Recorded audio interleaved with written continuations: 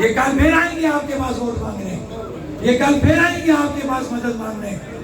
तो आपकी ये जिम्मेदारी बनती है कि आपने इनसे पूछना है कि जब हमारे बुनियादी हकूक की बात हो रही थी तो हम कहाँ थे? कि आज तुम्हें मोहल्ला याद आ गया, आज तुम्हें वार्ड याद आ गया, आज तुम्हें हमारा दर्द याद आ गया। ये सवाल बनते हैं जो आप लोगों ने इनसे पूछने हैं।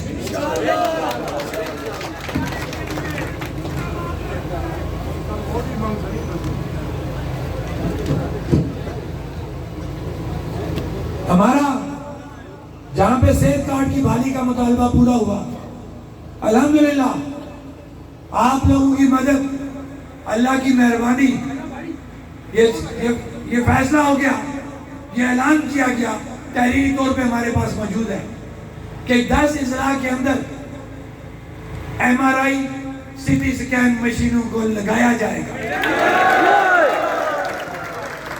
ये हमारी बुनियादी जरूरत थी कि कोई भी एक्सीडेंट हो जाता था, अर्जेंट प्रॉब्लम की मरीज तड़प रहा है, आपके पास CT स्कैन MRI नहीं है, तो आप किस तरह तशखीस करेंगे कि हेड इंजरी वाला एक मरीज के जो बगैर CT स्कैन MRI के बताया ही नहीं जा सकता कि इसको दिमाग में किस जगह प्रॉब्लम है, तो वो बचेगा किस तरह?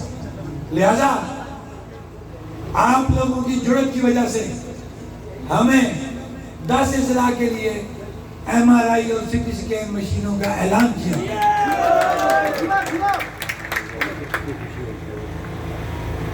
आपने ये देखा है कि अक्सर हमारी बिजली की वोल्टेज कम हो जाती है, कभी ट्रांसफार्मर फारे हो जाते हैं। ये होता है ना, वजह क्या है कि आपकी तमाम लाइनें पुरानी है बिजली की, आपके तमाम ट्रांसफार्मर पुराने हैं, या किसी जगह पे 100 kVA के ट्रांसफार्मर की जरूरत है 50 का लगा हुआ है, कहीं 200 की जरूरत है 100 का लगा हुआ है। होता क्या है कि आपने जब वो ट्रांसफार्मर आज से 30-40 साल पहले लगाए, उस वक्त उस इलाके के अंदर लोड कम था, आबादी कम थी। अब आबादी 30 साल के बाद, 40 साल के बाद बहुत ज्यादा हो गया है, वो ट्रांसफार्मर वो लोड नहीं उठा सकता, तो उस वजह से हमारा बिजली का निजाम ठीक नहीं हो सकता। लो वोल्टेज बार बार ट्रांसफार्मर का ट्रिप करना, इसका वाहिद हल क्या था कि हमें अपनी लाइनों को अपग्रेड करना था, अपने ट्रांसफार्मर की तादाद को, उनके लोड को बढ़ाना था, तो उसके लिए पैसे चाहिए थे। आजाद हुकूमत कहती थी कि हमारे पास पैसे नहीं है। अल्हम्दुलिल्लाह आप लोगों की मदद की वजह से, आप लोगों की जुड़त की वजह से हम पूरी रियासत के लिए 10 अरब रुपया लेके आ गए, जो सिर्फ और सिर्फ इस बिजली के निजाम को बेहतर करने के लिए लगाया जाए।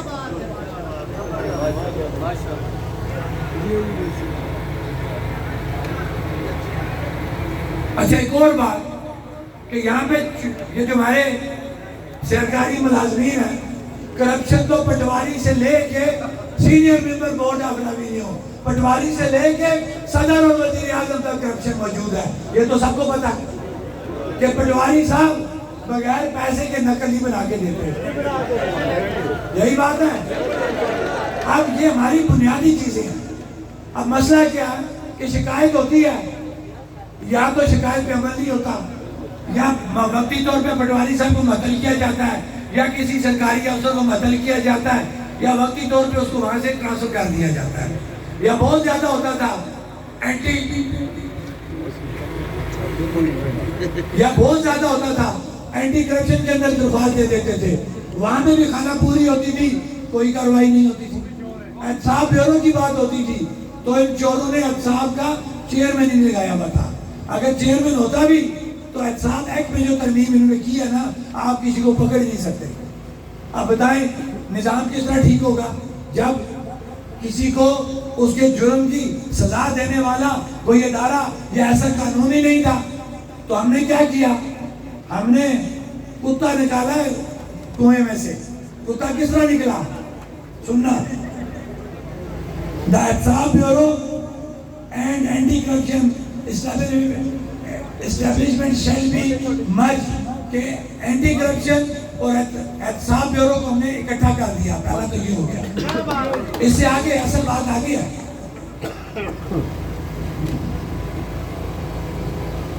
The Ehtisab Act of Azad Jammu and Kashmir will be brought in accordance with the NAB law of Government of Pakistan.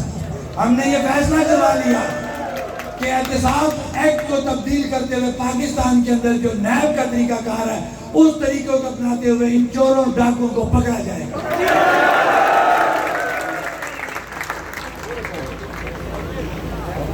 हमारी टनल थी 2, कौड़ी और कमसर वाली। इनका पैसा सऊदी फंड के तहत 5-6 साल पहले का आया हुआ था। हमारे एक बेगैरत बेज़मीर ब्यूरोक्रेट ने नाम लिया जाए, नाम मुझे उसका पता नहीं है, पीएनडी का कोई बेगैरत है, नाम नहीं पता, मैं डरता नहीं हूँ, नाम होता मैं बता देता। सुने अब जुल्म देखें, डाके का मेयार देखें। पैसा दे रहा है सऊदिया, आपको फंड दे रहा है, और टनल बनती है जो हमारी बुनियादी जरूरत है, कौड़ी और कमसर।